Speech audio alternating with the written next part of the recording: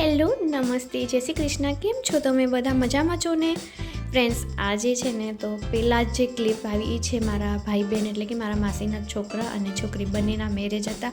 અને આજનો જે વિડીયો છે થોડો જૂનો છે. પ્રાંસી નાની હતી ત્યારે અને જ્યારે એ મેરેજ હતા ત્યારે જ એનો બર્થડે હતો, એ જ દિવસે 12/5ના. તો આજે અમે મેરેજમાંથી આવી અને સીધું એનું સેલિબ્રેશન કરી રહ્યા છીએ.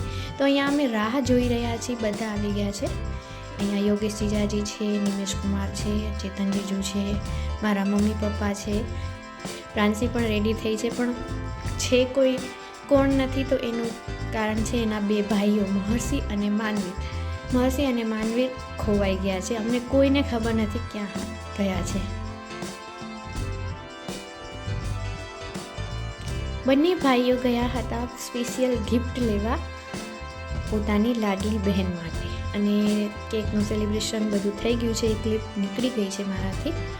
તો અહીંયા બંને ભાઈઓ આવી ગયા છે અને એના માટે સ્પેશિયલ ગિફ્ટ લઈ આવ્યા છે.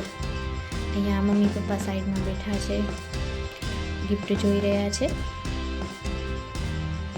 અને પ્રાંસી હમણાં જે નાની દેખાય છે અને હવે કેવી છે હું તમને લાસ્ટમાં એનો ફોટો શેર કરીશ.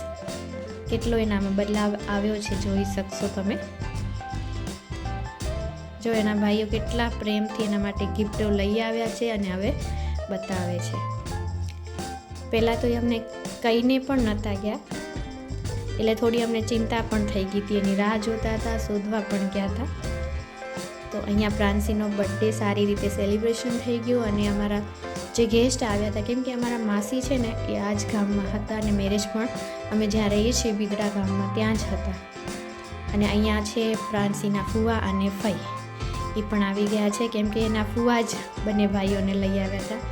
અને અહીંયા બિલ્લો રાજા પણ છે જે હમણાં ખોવાઈ ગયો છે, હવે અમારી સાથે નથી. અને અમારે પ્રાંસીના ફઈ ફુવા અને મહર્ષિ અને અમારી નાની ઢીંગલી, એના માટે આ સ્પેશિયલ અમે ગિફ્ટ લીધી છે મામાએ.